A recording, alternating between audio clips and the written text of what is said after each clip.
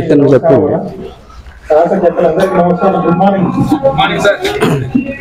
GPS వచ్చి ఇస్తున్నావా? GPS తీయలేదా?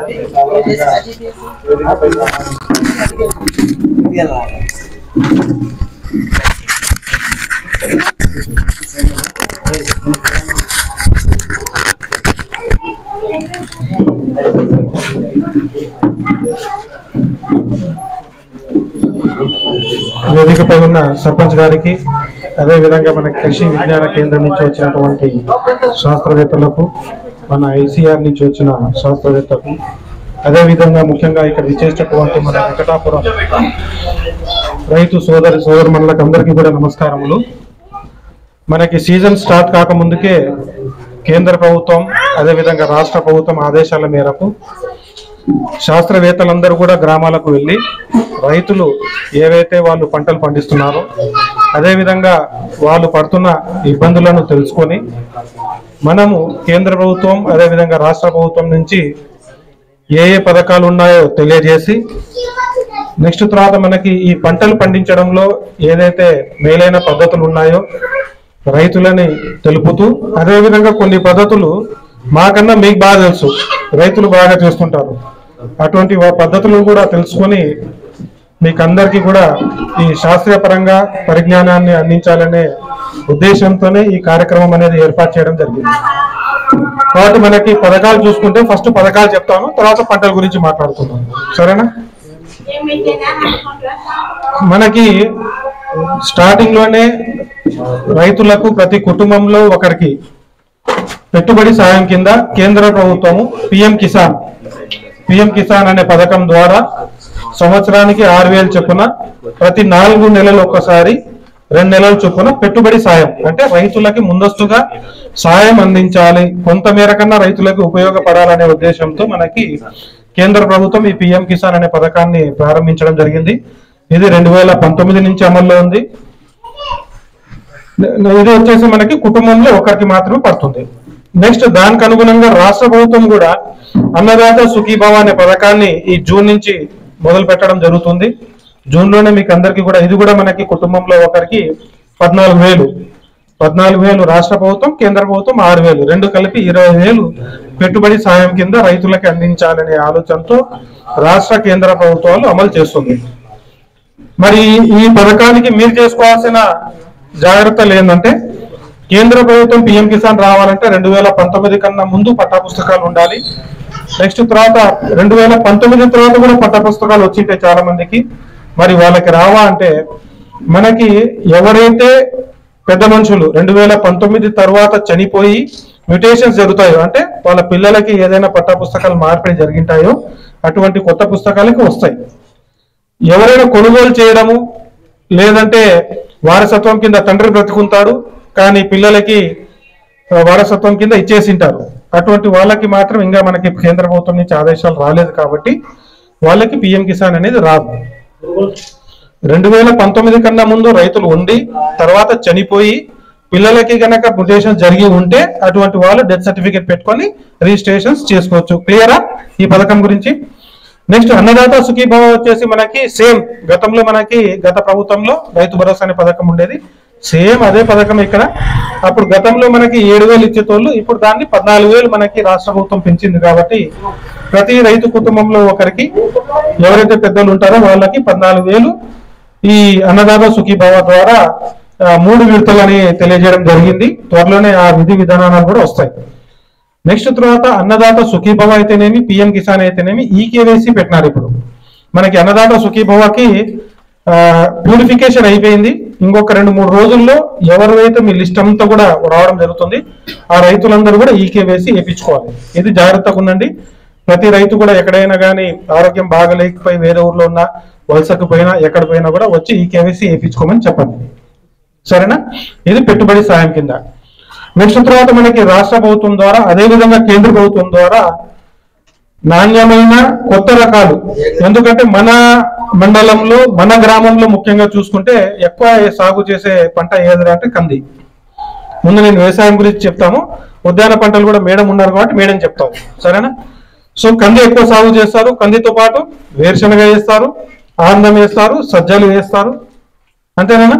వ్యవసాయ పంటలు నేను చెప్పేది ఎక్కువ శాతం వేసేది కంది. సో కంది, అదేవిధంగా వేరుశనగకు వచ్చేస్తే మనకి ప్రతి సంవత్సరం రైతులు K6 రకమే వేసేది కదా.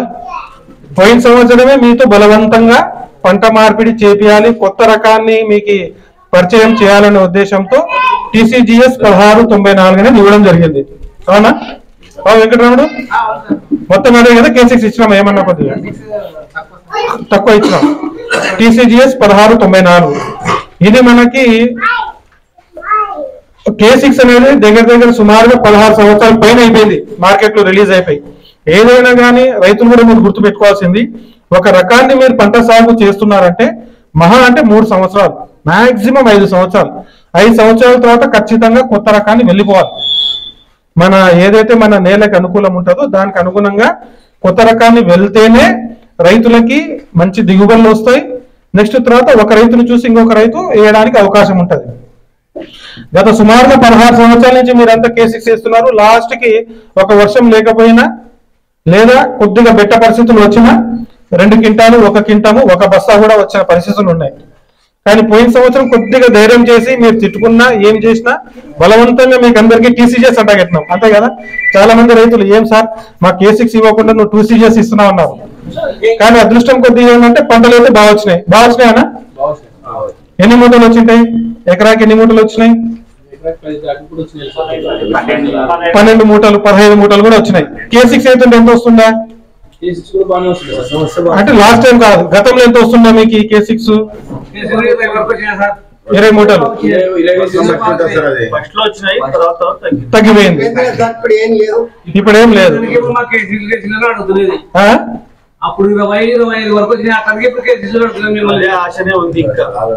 కానీ K6 వేయడం వల్ల ఏంటంటే బోర్ల కింద వేస్తే పర్లే, కాసు గీసు మీకు దిగుబడి వస్తుందని నమ్మకం ఉంది.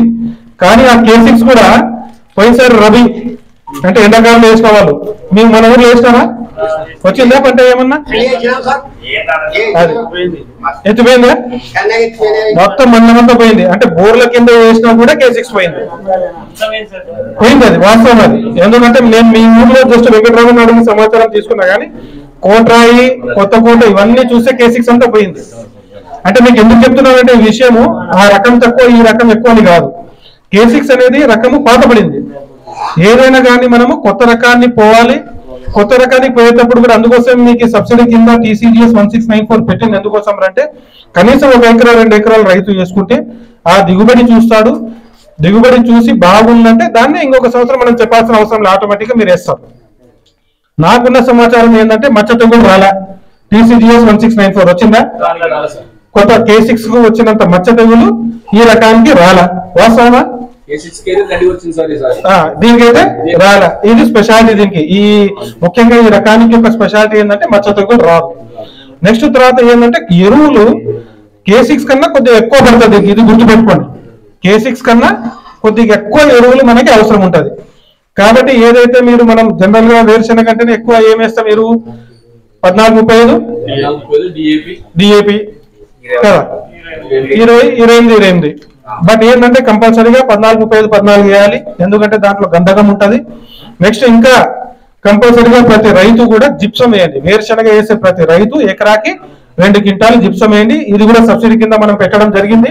మనకి మీకు 45 రోజులు పంటకాలం వచ్చేటప్పటికల్లా ఈ సబ్సిడీ కింద జిప్సం కూడా వస్తుంది. కాబట్టి 45 రోజుల లోపల మనం వేరుశనగ వేసే రైతులందరూ కూడా జిప్సం అనేది వేయాలి. ఇది గుర్తుపెట్టుకోండి. ఈ సంవత్సరం కూడా మీకు 50% రాయితీతో కేంద్ర ప్రభుత్వం పొలంబడి పథకం కింద ఈ బ్లాక్ డెమాన్స్ట్రేషన్స్ అనేది పెట్టడం జరిగింది. మన ఊర్లో కూడా సుమారుగా నేను 60 హెక్టార్లు సెలెక్ట్ చేయడం జరిగింది. ఈ TCGS 1694 50% రాయితీతో సబ్సిడీ కింద ఇవ్వడం జరుగుతుంది. మహా అంటే రేపు లేదా ఎల్లుండి నుంచి రిజిస్ట్రేషన్ స్టార్ట్ చేస్తారు. మీకు దగ్గర కింటం వరకు వస్తుంది, ఇబ్బంది ఏం లేదు. ఒక బుక్కి కింటం నుంచి 1 క్వింటం 20 కేజీలు ఎకరాల్ని బట్టి. 5 ఎకరాలు ఉందంటే 1 క్వింటం 20 లేదా 40 కేజీలు కూడా వస్తుంది. అంటే 140 కేజీల వరకు వస్తుంది, ఇబ్బంది ఏం లేదు. దాంతో పాటు ఇంకొక రకాన్ని కూడా VCC మనకి క్లస్టర్ కింద GJG 32 రకాన్ని అనేది కూడా తీసుకుని రావడం జరిగింది. వేస్తారా ఎవరైనా? GJG Gujarat Gujarat Junagadh groundnut variety అని చెప్పి వేసినారా? ఎట్లా వచ్చింది దిగుబడి? అది బాగా వచ్చిందా? అది కూడా ఈ సంవత్సరము బోర్ల కింద ఉన్న రైతులకి. ఎందుకు బోర్ల కింద అని నేను స్పెసిఫిక్ గా చెప్తున్నానంటే, రైతుకి నీళ్లు ఉంటే కాసు వీసు దిగుబడి వస్తుంది. మనం కొత్త రకాన్ని ఇచ్చేటప్పుడు నీళ్ళు ఉన్న రైతుకి ఇస్తే రైతు తిప్పలు పడి నీళ్లు కట్టి కాసు వీసు పంట పండిస్తాడు. రైతు కూడా సాటిస్ఫై అవుతాడు, మాకు కూడా ఉన్నతాధికారులకు చెప్పడానికి ఉంటది.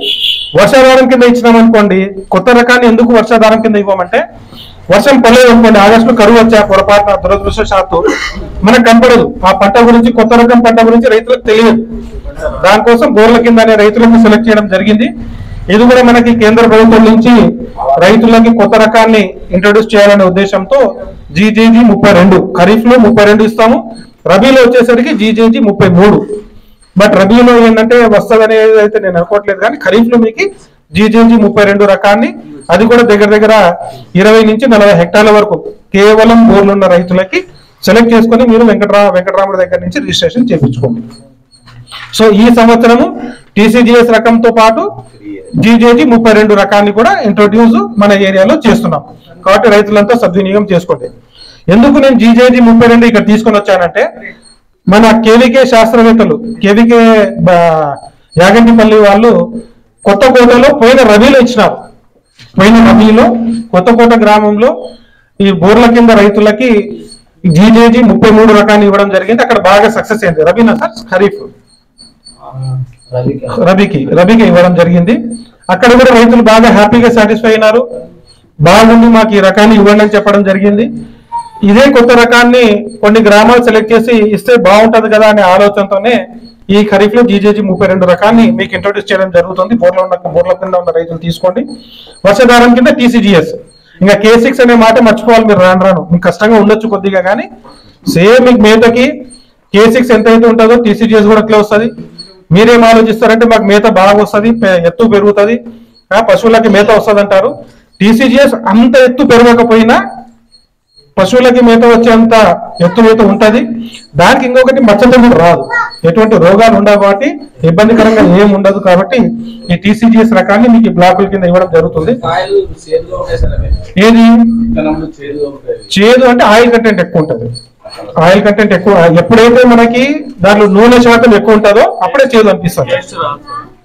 K6 అంత స్వీట్ ఉండదు, కానీ K6 మాదిరిగా ఉంటది. ఒక్క నిమిషం, బాగా గుర్తు చేసినాం. దానికి దీనికి మీకు నాకు తెలిసి మహా అంటే 400-500 కన్నా తేడా లేదు. కింట పైన 500 వరకు ఉంటది.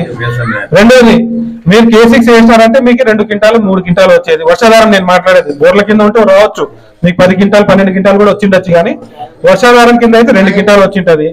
అదే టీసీజీఎస్ అయితే మీకు ఒక 4 క్వింటాలన్నా కనీసం వచ్చింటది. సో మీకు 500 క్వింటానికి వేసుకున్నా మనకి ఇంకా 2000-3000 ఇక్కడ మిగులుతుంది. ఆ ఉద్దేశంతోనే టీసీజీఎస్ 1694 రకాన్ని ఇంట్రొడ్యూస్ చేయడం జరిగింది. రైతు సోదరులందరూ కూడా దీన్ని సద్వినియోగం చేసుకోండి, సరేనా? నెక్స్ట్ తర్వాత ఇంకొకటి మనకి కంది చాలా వేస్తారు రైతులు కదా. కందుల సమస్య మనకు సార్ ఇప్పుడు ఆదినారాయణ సార్ కూడా చెప్పినారు. ఎక్కువగా మనకు అంతా ఏంటంటే ఎప్పుడైతే పంట పెరుగుతుంటుందో పెరిగే కొద్దీ లాస్ట్ కు ఏమవుతుంది, అది గొడ్డు కందుల మాదిరి వచ్చేస్తుంది. పైనుంచి మొత్తం ఎండబెట్టుకుంటూ వస్తుంది. మరి దానికి మనం ఏం చేయాలి?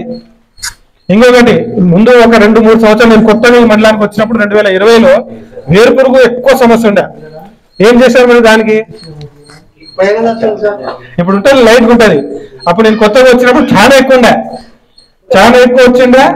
ఇంకా మీరు ఇంతకుముందు ఏంటంటే గతంలో తిమ్మెట్ వేస్తుండ్రు కదా, తిమ్మెట్ గుంకెళ్ళు వేసేటోళ్ళు. తర్వాత ఏం చేశారు, మీరు దాన్ని ఉండని పోతే వేశారు, అంతే కదా. మీరేం కొత్తగా ఏం చేయలేదు కదా.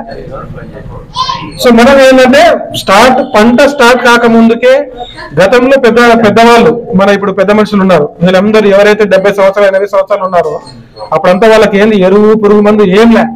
సింపుల్ గా ఏం చేసేటోళ్ళు, గొర్రెల్ని మేకల్ని పశువుల్ని మేపించే దాంట్లోనే ఏదైతే పశువు ఎరువు వస్తుంటుందో దాన్ని దున్నేసేది.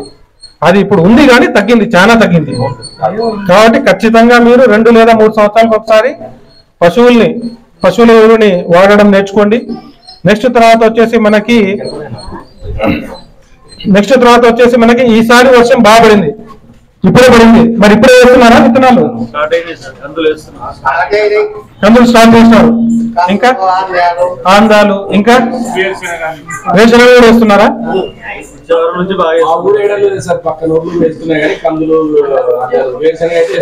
కొద్దిగా ఏంటంటే ఎవరు ఇంటెలిజెంట్ రైతులు అంటే సీజన్ వచ్చినంత వరకు ఆగాలి. ఇంకా వర్షం పడింది కదా మనం వేద్దాము అనడం కన్నా ఇప్పుడు మీరు వేస్తారు 15 రోజుల వరకు తేమ ఉంటుంది, బాగుంటది.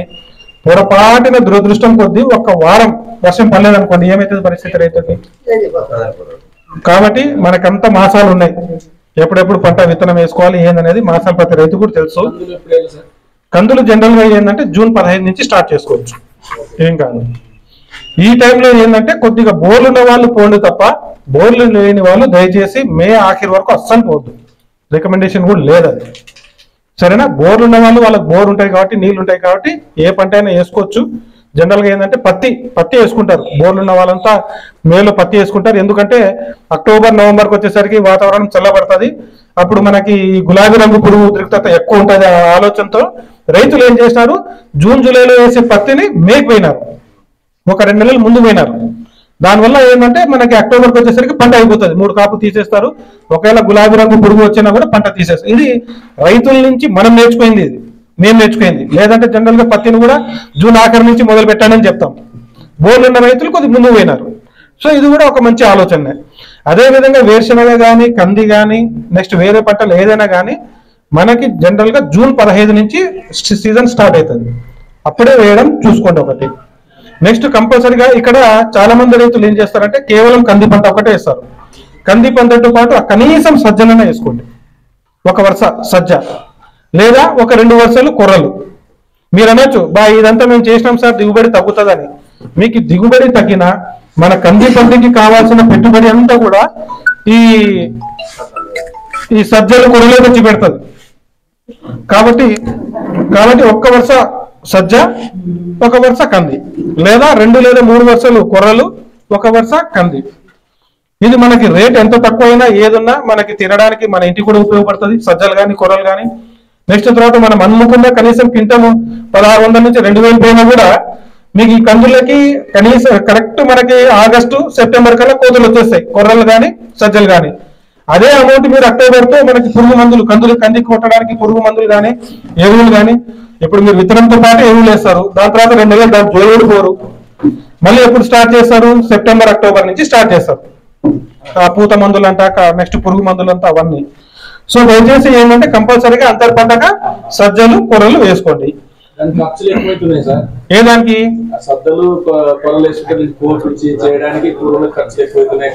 కూలి కొద్ది ఖర్చు కావచ్చు, కాదని నేను చెప్పను. ఎందుకంటే ఇప్పుడంతా కూడా మనకి టెక్నాలజీ వచ్చింది. దేవుడి వల్ల మనకి ఏది కేంద్ర ప్రభుత్వం నుంచి SMAM పథకం కింద స్కీమ్ మనకి ఇప్పుడు అన్న చెప్పినాడు కాబట్టి స్కీమ్ గురించి చెప్తాం. మళ్ళీ మనకి ట్రాక్టర్ సామాన్లు వచ్చినాయి ఆల్రెడీ, మేము 1 నెల కింద ఇచ్చినాము. మళ్ళీ తర్వాత ఇప్పుడు జూన్ ఆఖరికి లేదా జూలైకి కేంద్ర ప్రభుత్వం రాష్ట్ర ప్రభుత్వం నుంచి విచ్చలవిడిగా నిధులు వస్తున్నాయి. దేనికి? ట్రాక్టర్లు కొనుక్కోవడానికి, ట్రాక్టర్ సామాన్లు కొనుక్కోవడానికి, రోటవేటర్లు కొనుక్కోవడానికి, మిషన్లు కొనుక్కోవడానికి, కందులు మిషన్, గుడ్డల మిషన్, ఇవన్నీ రైతుల కోసం చేయడానికి మనకి FM ఫార్మ్ మెకనైజేషన్ పథకము, అదే విధంగా SM పథకం కింద 40 నుంచి 50% వరకు కూడా సబ్సిడీతో వస్తున్నాయి. కాబట్టి ఎవరైతే ట్రాక్టర్లు కొద్దిగా మంచి అవగాహన ఉందో ట్రాక్టర్లు పెట్టుకోండి. పెద్ద ట్రాక్టర్ కావాలంటే పెద్ద ట్రాక్టర్ పెట్టుకోండి, చిన్న ట్రాక్టర్ కావాలంటే చిన్న ట్రాక్టర్ పెట్టుకోండి. ఒక్కసారి మీకు ఆ స్కీమ్ వచ్చిన తర్వాత మన వెంకటరాముల ద్వారా మీకు అందరికీ తెలియజేస్తాము. అవసరం ఉన్న రైతులందరూ కూడా పెట్టుకోండి, ఇబ్బంది ఏం లేదు. నెక్స్ట్ తర్వాత మనకి టార్పాలిన్ పట్టాలు కూడా వస్తాయి, స్ప్రేయర్లు వస్తాయి. రాను ఇంకొక నెల ఓపిక పట్టినారంటే కేంద్ర ప్రభుత్వం నుంచి నిధులు భారీగా వస్తాయి దీనికోసం. కాబట్టి వచ్చినప్పుడు రైతులందరూ కూడా సద్వినియోగం చేసుకోండి. మనకి 40% వరకు సబ్సిడీ ఉంటుంది. డ్రోన్ కాస్ట్ ఎంత ఉంటుంది సార్? డ్రోన్ ఇప్పుడు ప్రస్తుతానికి 10 లక్షలు ఉందనా, 10 లక్షలు 80% సబ్సిడీ. 80% సబ్సిడీ మన మండలంలో ఒకరికి అంటే ఒక గ్రూప్ కాన్సెప్ట్ కింద వచ్చింది. ఇండివిజువల్ రైతు కాకుండా గ్రూప్ కాన్సెప్ట్ కింద వచ్చింది. మీరందరూ కూడా స్ప్రేయింగ్ చాలా మంది డ్రోన్ తోనే చేపించుకున్నారు అనుకుంటా. పోయినసారి చేపిస్తారా? ఏమన్నా ఉపయోగం ఉందా దానివల్ల? కంది చేపిస్తున్నారా? Very good. ఉపయోగం ఉందా ఏమన్నా? బాగా పని చేస్తుంది. రైతుకి ఏమైనా గిట్టుబాటు అవుతుందా? అది మెయిన్ ఏంటంటే